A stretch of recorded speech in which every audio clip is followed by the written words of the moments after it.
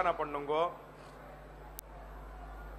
అందరూ సంకల్ప ముద్రలో కూర్చోండి. సంకల్ప ముద్రలో కూర్చోండి. ఎల్లారూ సంకల్ప ముద్రలో వకాందుకోంగో. సంకల్ప విధానం తెలిసిన వారు సంకల్పాన్ని చేయండి. సంకల్ప విధానం தெரிஞ்சவா సంకల్పத்தை பண்ணுங்கோ.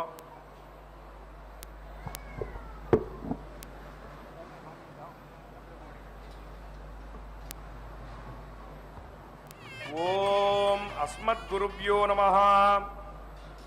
ఓం అస్మత్పరమగురుభ్యో నమః. ఓం అస్మత్పరమేష్టి గురుభ్యో నమః. ఓం అస్మత్సర్వగురుభ్యో నమః. ప్రణమ్య శిరసా దేవం నారాయణమశేషగం రమావక్షోజకస్తూరీ పంకముద్రిత వక్షసం శ్రియః పతిమహం వందే శ్రీవైకుంఠనికేతనం పంచరాత్ర ప్రవక్తారం ఆద్యం నారాయణం గురుం శుక్లాంబరధరం విష్ణుం శశివర్ణం చతుర్భుజం ప్రసన్నవదనం ధ్యాయేత్ సర్వవిఘ్నోపశాంతయే. యస్యద్విరదవక్త్రాద్యాః పారిషద్యాః పరస్సతం విఘ్నం నిఘ్నంతి సతతం విశ్వక్సేనం తమాశ్రయే. అందరూ సంకల్ప ముద్రలో కూర్చోండి. సంకల్ప విధానం తెలిసిన వారు సంకల్పాన్ని చేయండి. సంకల్ప విధానం తెలియని వారు అమ్మవారినే ప్రార్థన చేయండి. எல்லாரும் సంకల్ప ముద్రలో వకాందుకోంగో. సంకల్ప విధానం தெரிஞ்சவா సంకల్పத்தை பண்ணுங்கோ. సంకల్ప విధానం தெரியாதவா தாயாரையும் பெருமாளையும் ప్రార్థన பண்ணுங்கோ. సర్వేషాం భక్తజనానాం క్షేమస్థైర్య విజయ వీర్య అభయ ఆయురారోగ్య ఐశ్వర్య అభివృద్ధ్యర్థం ధర్మార్థ కామ్యమోక్ష చతుర్విధ ఫలపురుషార్థ సిద్ధ్యర్థం మనోవాంఛత ఫలసిద్ధ్యర్థం రాజద్వారే సర్వకార్య అనుకూలత సిద్ధ్యర్థం ఆరోగ్య దృఢగాత్ర వజ్రశరీరాభివృద్ధ్యర్థం లోకక్షేమార్థం శ్రీ పద్మావతి శ్రీనివాస కృపాకటాక్ష సిద్ధ్యర్థం కళ్యాణ మహోత్సవం ఆచార్యముఖేన అద్య కరిష్యే. సర్వం శ్రీ వెంకటేశార్పణమస్తు. గోవింద గోవింద கோவிந்த கோவிந்த. திருமகளே திருப்பார்கடல் ஊடு அன்று தேவர் தொழ வருமகளே உலகு எல்லாமும் என்றென்றும் வாழ வைக்கும் ஒரு மகளே நெடுமால் உரத்தே உற்று வரம் பெரிது தரும் மகளே தமியேன் தலைமீது நின் தாழ்வையே என்று அந்த முதல் பாடலிலே திருமகள் அந்தாதியிலே செவித்து கொண்டு ஆதிசங்கரர் அருளிய கனகதார ஸ்தவத்தையும் சற்று பார்க்கலாம். அங்கம் ஹரே புலகபூஷணம் ஆசிரயந்தி பிருங்காங்க நேவ முகுலாபரணம் தமாலம் அங்கீகிருத அகில விபூதி அபாங்கலீலா மாங்கல்யதாசு மம மங்கள தேவதாயா என்று அந்த லக்ஷ்மி தேவி தாயாரை செவித்து கொண்டு இன்றைய கல்யாண உற்சவத்தின் நேரடி ஒளிபரப்பின் வர்ணனையாளர் திருமதி ஏ. அருணா.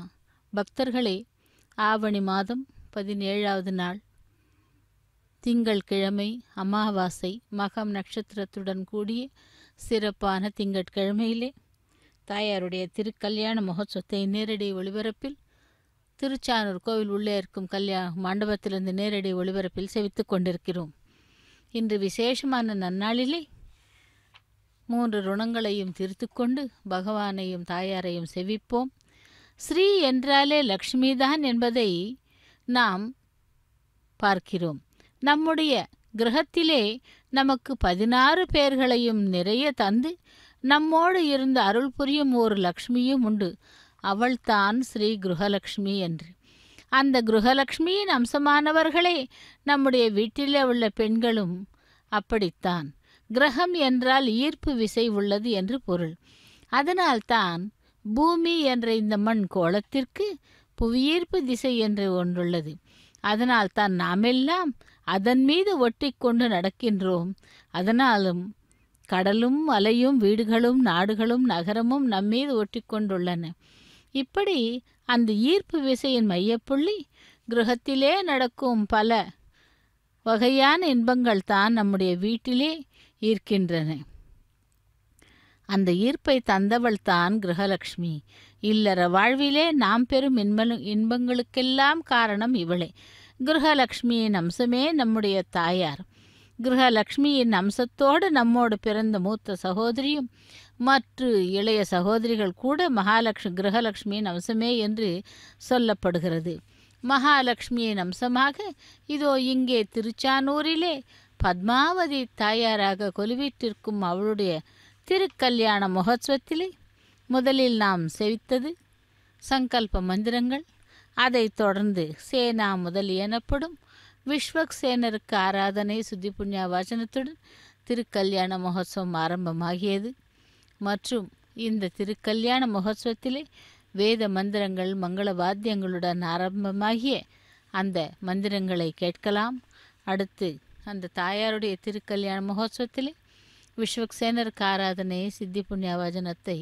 சேவிக்கலாம். பணம் அதிகம் உள்ளவனை ஸ்ரீமான் என்கிறார்கள். அதுவே அந்த சீமானாக மாறியது. நிறைய பணம் உள்ள பணக்காரிய சீமாட்டி என்றும் கூறுகிறார்கள். அதுவே ஸ்ரீமாட்டி என்றும் ஆகியது. இப்படி ஸ்ரீமான் சீமாட்டி எல்லாம் எம்பெருமான் எம்பெருமாட்டி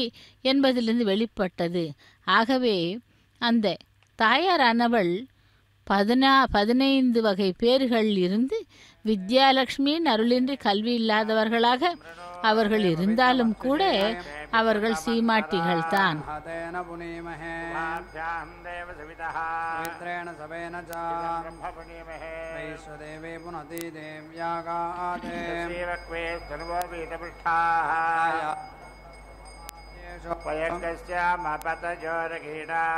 स्वानरश्मिभिर्मा पुनातो पृथिवीपयसापयोभिः बृहद्भिः सवितस्रभिः अग्ने दक्षैः पुनाहिमां तेनापो दिव्यङ्कषः इदं ब्रह्म पुनीमहे ऋषिभिः सम्भृतकं रसं सुदिदं मातरिश्वना ऋषिभिः सम्भृतकं रसं क्षीरकं सर्पिर्मधोदकं सुदुघाहि वयस्वतीः ब्राह्मणे समृतकं हितं मल्लोकमथो अमां देवैर्देवैः समाभृताः सुदुघाहि घटश्च्युतः ब्राह्मणे समृतकं हितं आत्मानं पुनते सदा सहस्रधारेण पावमान्यः पुनन्तु मां सतोद्यामकं हिरण्मयं भूतं ब्रह्म पुनीमहे सोमस्वस्त्या वरुणः समीच्या तदवेदामोर्जयन्त्या पुनातो संयोरावृणीमहे यज्ञपदये मानुषेभ्यः सन्नो अस्तु द्विपदे ॐ शान्ति शान्ति शान्तिः.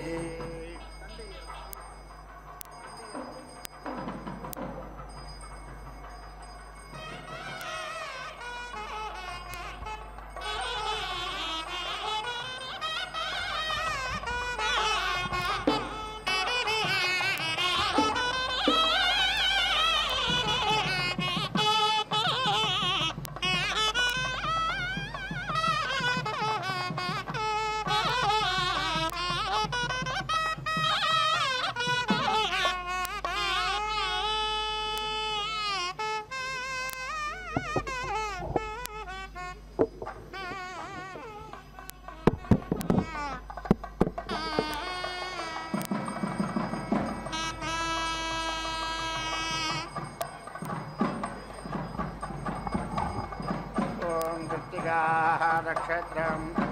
देवता अग्नेर्च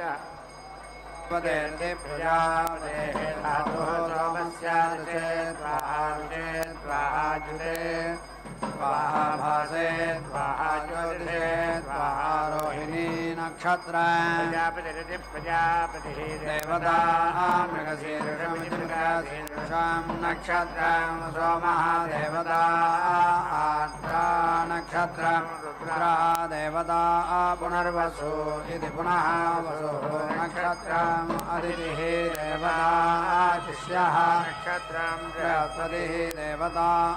आश्लेषा श्लेषाः नक्षत्रं सर्पाः देवता मघाः नक्षत्रं पितरः देवता फल्गुनीति नक्षत्रं अर्यमा देवता फल्गुनीति नक्षत्रं भगः देवता हस्तः नक्षत्रं सविता देवता आदित्या नक्षत्रं इन्द्रः देवता स्वाति नक्षत्रं वायुः देवता शाखे दिवि शाखे नक्षत्रम् इंद्राग्नि इंद्र अग्नि देवता अनुराधा इत्यनुराधाः नक्षत्रम् मित्रा देवता रोहिणी नक्षत्रम् इंद्रा देवता विसृता विधिविसृतौ नक्षत्रम् इतरा देवता आषाढाः नक्षत्रम् आपः देवता आषाढाः नक्षत्रम् विश्वे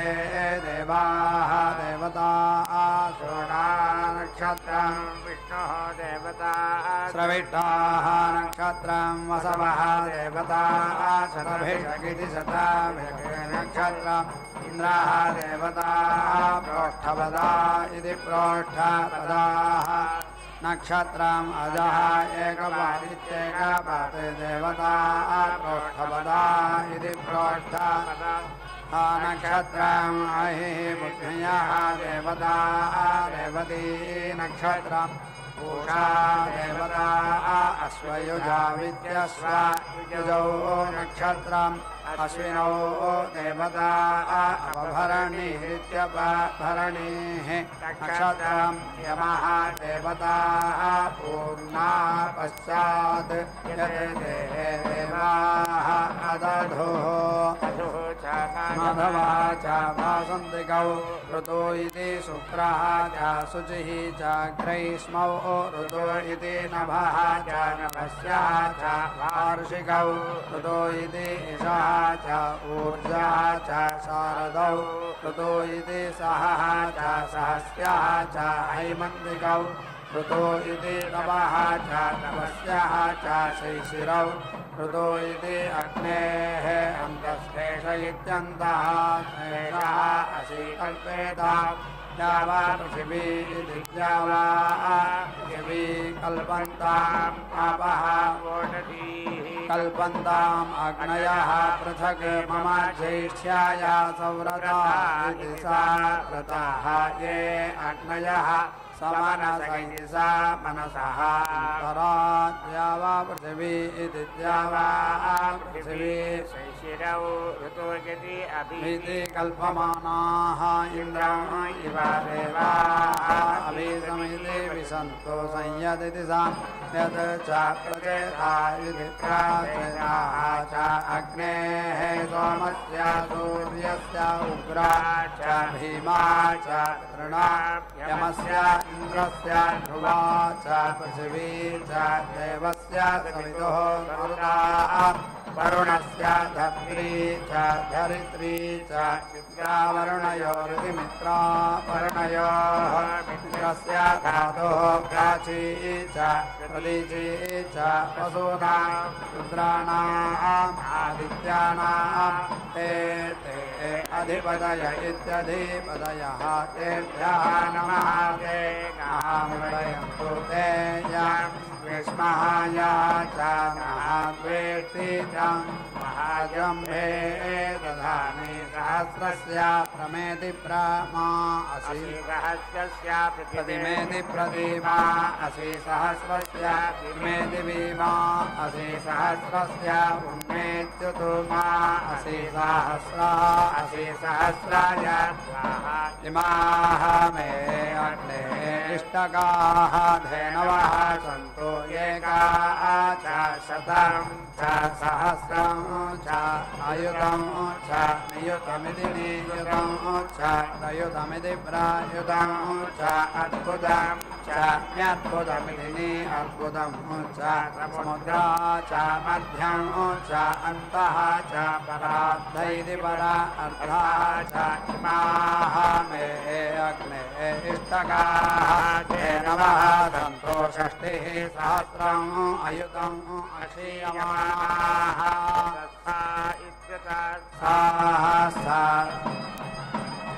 वृद्ध इत्यर्थः घटश्च्युत इति घटः मधुश्च्युत इति मधुच्युतः ऊर्जस्वदेः स्वधाविनेरिति स्वधाविनेताः मे इष्टकाः धेनवः सन्तु राजा नाम कामदुघादिकामदुघाः अमुत्र अमुष्मिन्ने लोके समिति साम्यते दिशाम् आश्रयाः स्वविदिति सुवहाविदे मधोः अतः माधवः पातु अस्मान् अग्निः देवः दुष्टदेवो अदाभ्यः इदं क्षत्रं रक्षतु पातु अस्मान् रथं परमिति रथं परं सामभिर्गिसामभिः पातु अस्मान् गायत्री छन्दसां विश्वरूपेति विश्वरूपाः त्रिवृते त्रिवृतेनान्तयेति विषया गोमः अह्नां समुद्रः वातः इदं भोजः विभक्तो दिशाम् अभिभूतिरित्यभिभूतिः वयोधा इति वयधाः सुतिः सुत्रे अहनी भोजसीना इन्द्र अधिपतिरित्यधिपतिः वृन्दात् अतः महि क्षत्रं विश्वदा धारय इदं बृहत् साम क्षत्रभृदिति क्षत्रभृत् वृद्धवृट्टयमिति वृद्धा ऋतुभा ओजा सुविदम् उग्रवीरमित्युग्रवीरम् इन्द्रास्तोमेन पञ्चदशेनेति पञ्चदशेन मध्यम् इदं वातेन सकरेण रक्षाप्राची दिशां सहायसा इति सहायसायदस्वती विश्वे देवाः तादृशा अह्नां सुवर्वतीति सुवहावतीः इदम् क्षत्रं दुष्टरम् अस्तु जः अनाधृष्टमित्यनाधृष्टं सहस्रियं सहस्रदेवैरूपे सामन्ये इह तत् जगत्यायेन वीक्षो येति वेशयामः विश्वे देवाः तदसेनेति सप्तदशेनाच्चः इदं क्षत्रं सलिलवातमिति सलिलवातम् उग्रं धर्त्री दिशां क्षत्रम् इदं दाधारापस्थेत्युपसा आसानां मित्रवदिति मित्रवदे अस्तु ओजः मित्रावरुणेति मित्रावरुणाः शरदा अह्नां नो इति अस्मै राष्ट्राय महि शर्म यच्छतम् वैराजे सामन्ये अधीति मे अनीशा अनुष्टुभेत्यनोस्तुभा सह इदं क्षत्रं मित्रवदिति मित्रावते आत्रदां मित्राद्रानो मित्रावरुणेति मित्रावरुणाः रक्षताम् आधिपत्यैरित्याधिपत्यैः सम्राट् दिशां सहसां नीति सहसां शाश्वती ऋतो हेमन्ताविष्ठयेति विषयाः नः विवत्सु अवश्रुवाता इत्यवस्यो वाताः बृहतीः नो षट्परीः यज्ञम् अवन्तो नः घटाजेः सुवर्भतेति सुवावतिः सुदुघेति सुघ्राः पयस्वती दिशां देवी अवतो नः घटाजेः त्वाम् इति गोपाः पुरयेतेति पुनः एता उदावस्यादे बृहस्पते याम्याम् हिमाजम् ऊर्ध्वा दिशां गन्धिः आशा कोटीनां संवत्सरेण दिशां वत्सरेण सविता नः अन्नाः देवते सामा अधिच्छन्दा इत्यादि छन्दाः ॐ छन्दः अजातशत्रुरित्यजाता शत्रुः स्यो नः अस्तु स्तोमत्रयस्त्रीणं स स्तोमा त्रयस्त्रिगं से भुवनस्य पत्नी विवस्वते माते अभीति नः घृतवती घृतावती सवितः आधिपत्येरित्यादि कन्तिः आशा नः अस्तु कृपा दिशां विष्णुपत्नीति विष्णुपत्नीः अघोरा अस्य ईशाना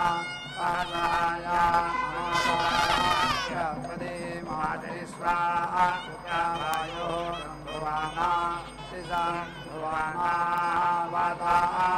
अवेदिनः गृह्णन्तो विष्टम्भै दिवे स्तम्भा दिवः धरुणः पृथिव्याः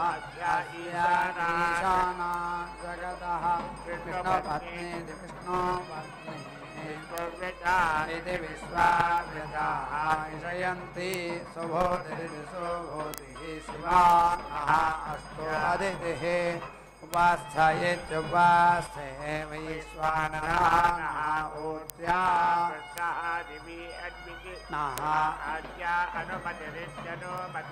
अन्वितेत् अनुमतयित्यनुमते त्वं कया नः चित्रः ये देवः आद्यायुङ्गे नमः ते रुद्रमन्यवे उतो इति ते इषवे नमः नमः ते अस्तु धन्वने बाहुभ्यामिति बाहुभ्याम् उत ते नमः या ते इषुः शिवां बभूव ते धनुः शिवा सर्व्या या तवतया रुद्रा ते रुद्रा शिवा तनोः अघोरा तया नः तनुवा सन्तमये दिशां तमया गिरिशन्ते याम् इषं गिरिशन्तेति गिरिशन्ता हस्ते बिभर्षि अस्तवे शिवां गिरितेति गिरिभ्रातां जगते शिवेन वचसा त्वा गिरिशा अच्छा यथा नः सर्वं यदि जगते अयक्ष्म सुमना इति सोमनाः असते अधिदे अवोचते अधिवक्तेत्यधिदेव्याः भिषके अहीने च सर्वान् जम्भयन्ने सर्वाः जायातु धान्य इति यातो धान्यः असौ याताम्नः अरुणः उत बभ्रुः मङ्गलकिति सुमङ्गलः हे च इमां रुद्राः अभितः दिक्षु श्रिताः सहस्रशैति सहस्रासः अवेति येषां असौ यः वसर्पते च वसर्पते नीलग्रीवैति नीलग्रीवः विलोहितैर्विलोहितः गोपा इति गोपाः अदृशन्ने अदृशन्ने उदहार्य इत्युदाहार्यः उदाहरणं विश्वा भूतानि सह दृष्टः मृळयाहीनः नमःस्तु नीलग्रीवायेति नीलग्रीवाय सहस्राक्षायेति सहस्राक्षाय मीढुषे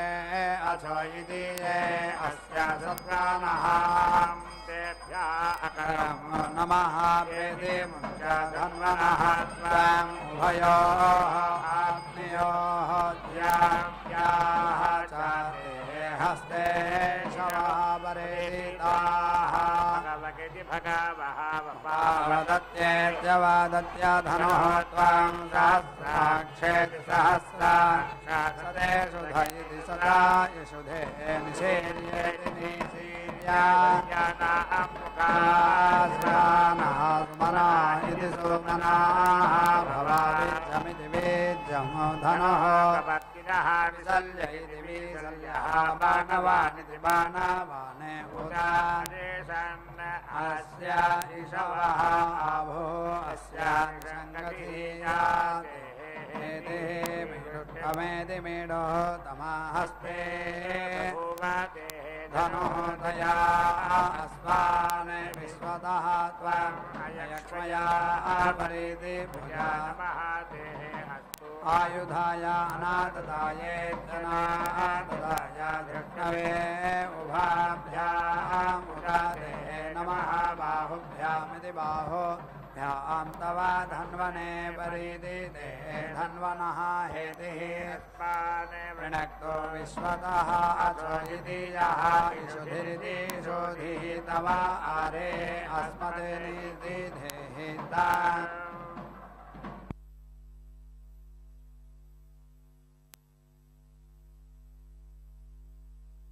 கல்யாண மகோத்சவத்திலே நாம் இப்பொழுது சேவித்துக் கொண்டிருப்பது மகா சங்கல்பம் கன்னியாதானம். தாயாரானவள் நமக்கு அனைத்து இடங்களிலும் வியாபித்திருக்கிறாள். முக்கியமாக கோமாதாவின் திருமேனியிலே கொம்பின் நுனி, கோமாதாவிலே கோதாவரி முதலான பல புண்ணிய தீர்த்தங்கள், கொம்பின் அடி பிரம்மா, விஷ்ணு, சிரம் சிவன், நடுநெற்றி உமையம்மை என்று இப்படி 16 இடங்களிலே அந்த மகாலட்சுமியானவள் கோமாதாவின் பின்பாகத்திலே நிரந்தரமாக குடிகொண்டு பக்தர்களை அருள் பாலித்து கொண்டிருக்கும் அந்த திருச்சானூர் பத்மாவதி தாயாரின் திருக்கல்யாண மகோத்சவத்திலே அதாவது மகா சங்கல்பம் கன்னியாதானம் நடைபெற்று கொண்டிருக்கிறது. 7 தலைமுறைகளுக்கான பிரவரைகளை கூறி சாலங்கிருத்த கன்னியாதானம் செய்து அந்த தாயாரை புகுந்த வீட்டுக்கு அனுப்புவார்கள். விஷ்ணோர் முகதோத்தாகில தானில பூரிதஸ்யா யஸ்மி தவனிர் தானவ தர்பஹந்தா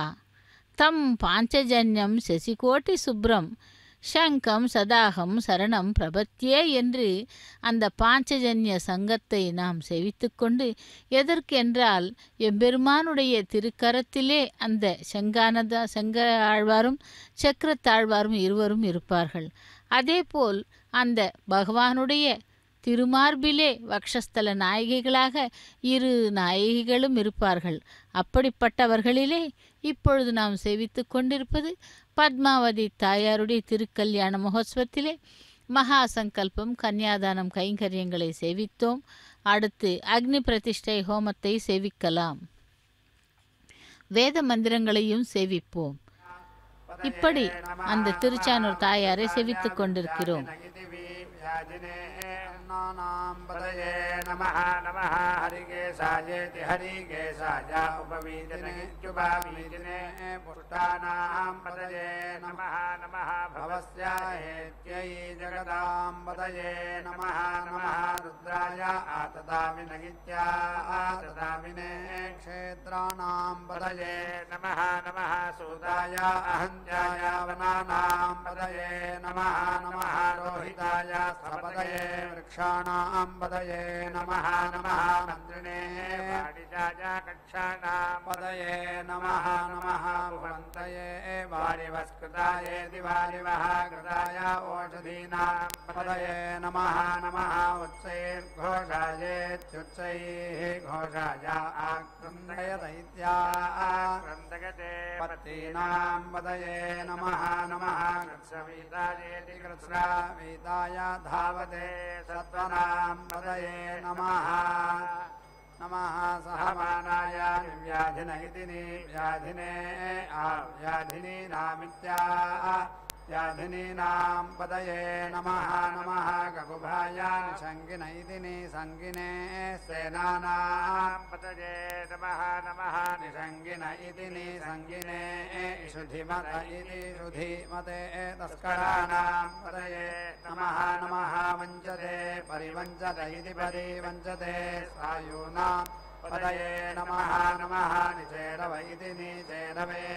परिचरायेति परिचराय अरण्यानां पतये नमः नमः सृगाविभ्य इति सृगाविभ्यः जिघागंसद्भ्य इति जिघागंसतेभ्यः पुष्कतां पतये नमः नमः असिमद्भ्य इत्यसिमतेभ्यः नक्तमुचरद्भ्य चरतेभ्यः प्रकृन्तानामिति प्राकृन्तानां पतये नमः नमः उष्णीषिणे गिरिचरायेति गिरिचराय कुलुञ्चानां पतये नमः नमः इषुमध्य इति इषुमतेभ्यः धन्वाविभ्य इति धन्वाविभ्यः च वः नमः नमः आधन्वानेभ्य इत्याधन्वानेभ्यः प्रतिदधानेभ्य इति प्रतिदधानेभ्यः च वः नमः नमः आयच्छद्भ्य इत्यायच्छद्भ्यः विसर्जद्भ्य इति विसर्जद्भ्यः च वः नमः नमः अस्यद्भ्य इत्यस्यद्भ्यः विद्यद्भ्य इति विद्यद्भ्यः च वः नमः नमः आसीनेभ्यः शयानेभ्यः च वः नमः नमः स्वपद्भ्य इति स्वपद्भ्यः जाग्रद्भ्य इति जाग्रद्भ्यः च वः नमः नमः तिष्ठद्भ्य इति तिष्ठद्भ्यः धावद्भ्य इति धावद्भ्यः च वः नमः नमः सभाभ्यः सभावतिभ्य इति सभावतिभ्यः च वः नमः नमः अश्वेभ्यः अश्वपतिभ्य इत्यश्वपतिभ्यः च वः नमः नमः व्याधिनीभ्य इत्याव्याधिनीभ्यः विविध्यन्तेभ्य इति विविध्यन्तेभ्यः च वः नमः नमः उगणाभ्यः त्रिगंहतेभ्यः च वः नमः नमः कृत्सेभ्यः कृत्सपतिभ्य इति कृत्सपतिभ्यः च वः नमः नमः व्रातेभ्यः व्रातपतिभ्य इति व्रातपतिभ्यः च वः नमः नमः गणेभ्यः गणपतिभ्य इति गणपतिभ्यः च वः नमः नमः विरूपेभ्य इति विरूपेभ्यः विश्वरूपेभ्य इति विश्वरूपेभ्यः च वः नमः नमः महद्भ्य इति महद्भ्यः शुल्लकेभ्यः च वः नमः नमः रथेभ्यः रथेभ्यः च वः नमः नमः रथेभ्यः रथपतिभ्य इति रथपतिभ्यः च वः नमः नमः सेनाभ्यः सेनानिभ्य इति सेनानिभ्यः च वः नमः नमः क्षत्रेभ्य इति क्षत्रेभ्यः सङ्ग्रहेतृभ्य इति सङ्ग्रहेतृभ्यः च वः नमः नमः दक्षभ्य इति दक्षभ्यः रथकारेभ्य इति रथकारेभ्यः च वः नमः नमः कुलालेभ्यः कर्मारेभ्यः च वः नमः नमः पुञ्जिष्टेभ्यः निषादेभ्यः च वः नमः नमः इषुकृद्भ्य इति इषुकृद्भ्यः धन्वकृद्भ्य इति धन्वकृद्भ्यः च वः नमः नमः मृगयोभ्य इति मृगयोभ्यः स्वनेभ्य इति स्वनेभ्यः च वः नमः नमः स्वभ्य इति स्वभ्यः स्वपदिभ्य इति स्वपदिभ्यः च वः नमः नमः भवाय च रुद्राय च नमः सर्वाय च पशुपतय इति पशुपतये च नमः नीलग्रीवायेति नीलग्रीवाय च शितिकण्ठायेति शितिकण्ठाय च नमः कवर्दिने च व्युक्तकेशायेति व्युक्तकेशाय च नमः सहस्राक्षाय अक्षायेति सहस्र अक्षाय च शतधन्वन इति शतधन्वने च नमः गिरिशाय विष्टाय च नमः मेढुष्टमायेति मेढोतमाय च इषुमत इति सुमते च नमः वामनाय च नमः च वर्षीयसे च नमः वृद्धाय च संवृद्धन इति संवृद्धने च नमः अग्रियाय च नमः आशवे च अजिराय च नमः शीघ्रियाय च शीभ्याय च नमः ऊर्ण्याय च अवस्वन्यायेत्यवस्वन्याय च नमः कक्ष्याय च नमः समाय च नमः नीलग्रीवायेति नीलग्रीवाय च शितिकण्ठायेति शितिकण्ठाय च नमः कवर्दिने च व्युक्तकेशायेति व्युक्तकेशाय च नमः सहस्राक्षायेति सहस्राक्षाय च शतधन्वन इति शतधन्वने च नमः गिरिशाय च शिविविष्टायेति शिविविष्टाय च नमः मेढुष्टमायेति मेढोतमाय च इषुमत इति इषुमते च नमः घटस्थाय च वामनाय च नमः बृहते च वर्षीयसे च नमः वृद्धाय च संवृद्धन इति संवृद्धने च नमः क्रियाय च प्रथमाय च नमः आशवे च अजिराय च नमः शीघ्रियाय च शीभ्याय च नमः ऊर्ण्याय च अवस्वन्यायेत्यवस्वन्याय च नमः स्रोतस्याय च द्वीप्याय च नमः ज्येष्ठाय च कनिष्ठाय च नमः पूर्वजायेति पूर्वाय च अपरजायेत्यपराजाय च नमः मध्यमाय च प्रगल्भायेत्यपगल्भाय च नमः जघन्याय च बुद्धियाय च नमः सौभ्याय च प्रतिसर्यायेति प्रतिसर्याय च नमः याम्याय च क्षेम्याय च नमः उपद्याय च खल्याय च नमः स्वक्याय च अवसान्यायेत्यवसान्याय च नमः वन्याय च कक्ष्याय च नमः श्रवाय च प्रतिश्रवायेति प्रतिश्रवाय च नमः आसुरेणायेत्यासुसेनाय च आसुरथायेत्यासुरथाय च नमः सूराय च अवभिन्दत इत्यवभिन्दते च नमः वर्मिणे च वरोचिने च नमः विल्मिने च कवचिने च नमः सुदाय च सुदसेनायेति सुदासेनाय च नमः दुग्धुभ्याय च आहरण्याय च नमः कृष्णवे च प्रमृषायेति प्रामृषाय च नमः दूताय च प्रहितायेति प्राहिताय च नमः निसङ्गिन इति निसङ्गिने च इषुधिमत इति सुधीमते च नमः तीक्ष्णेश वैति तीक्ष्णा इषवे च आयुधिने च नमः स्वायुधायेति सुआयुधाय च सुधन्वन इति सुधन्वने च नमः सुत्याय च पत्याय च नमः घाट्याय च नीप्याय च नमः सूर्याय च सरस्याय च नमः नाट्याय च वैसन्ताय च नमः कूप्याय च अवट्याय च नमः वर्ष्याय च अवर्ष्याय च नमः मेघ्याय च विद्युत्यायेति विद्युत्याय च विद्युत्याय च नमः ईध्रियाय च आतप्यायेत्यातप्याय च नमः वाद्याय च रेश्म्याय च नमः वास्तव्याय च वास्तवायेति वास्तुवाय च नमः सोमाय च रुद्राय च नमः ताम्राय च अरुणाय च नमः गङ्गाय च पशुपतये इति पशुपतये च नमः उग्राय च भीमाय च नमः अग्रे वधायेत्यग्रे वधाय च दूरे वधायेति दूरे वधाय च नमः च हनीयसे च नमः वृक्षेभ्यः हरिकेशेभ्यः हरिकेशेभ्यः नमः कालाय नमः सम्भव इति सम्भवे च मयो भव इति मयः भवे च नमः शङ्कराय इति शङ्कराय च मयस्कराय इति मयः कराय च नमः शिवाय च शिवतरायेति शिवतराय च सेयो वसीय आयत्सम्भूतं भूतं चित्तखेदोक्तभानाभान् नमः यदिष्टायुस्तेजस्वानादवज्ञस्तवन्नभिदवन्ने रोचनो रोचमानः शोभनः शोभमानः कल्याणः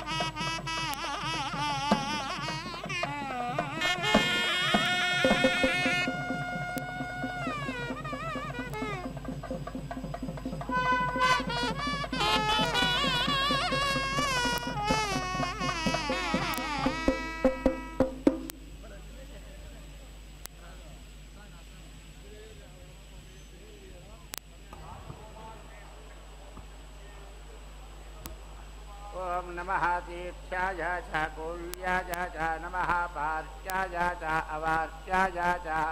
पतरणायेतिप्रातरणाय च उत्तरणायेत्युदुर्धरणाय च नमः आतार्यायेत्यातार्याय च आलाद्यायेत्यालाद्याय च नमः दृष्ट्याय च भेन्याय च नमः जगत्याय च प्रवाक्यायेतिप्रावाक्याय च नमः च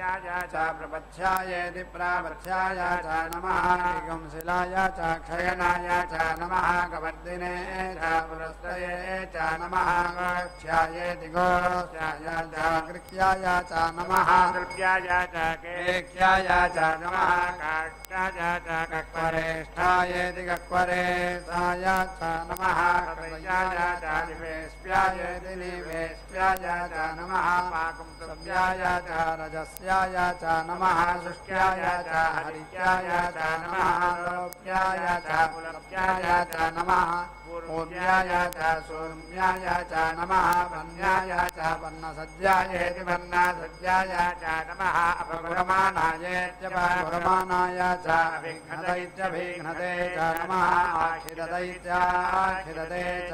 खिददैति प्राखिदते च नमः वहाकिरकेभ्यः देवानामृतयेभ्यः नमः क्षीणकेभ्यैति विक्षीणकेभ्यः नमः विचिन्वट्केभ्यैति विचिन्वट्केभ्यः नमः निर्हतेभ्यैत्यानिहते नमः आमीवत्केभ्यैत्यामीवत्केभ्यः पूर्णाहुतिमुत्तमाञ्जुहोति सर्वं वै पूर्णाहुतिः सर्वमेवाप्नोति अथोऽयं वै पूर्णाहुतिः अस्यामेव प्रतिष्ठति नारायणाय विद्महे वासुदेवाय धीमहि तन्नो विष्णुः प्रचोदयात् स्वाहा महादेव्यै च विद्महे विष्णुपत्न्यै च धीमहि तन्नो लक्ष्मीः प्रचोदयात् स्वाहा।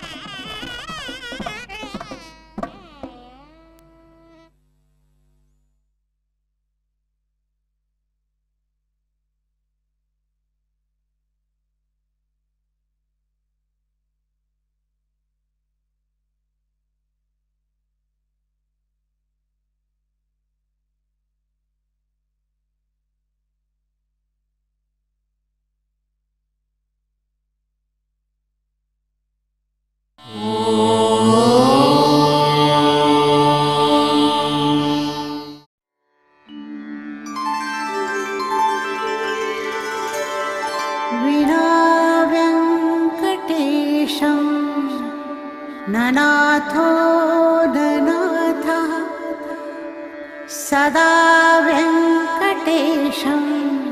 स्मरामि स्मरामि हरे वेङ्कटेश प्रसीद प्रसीद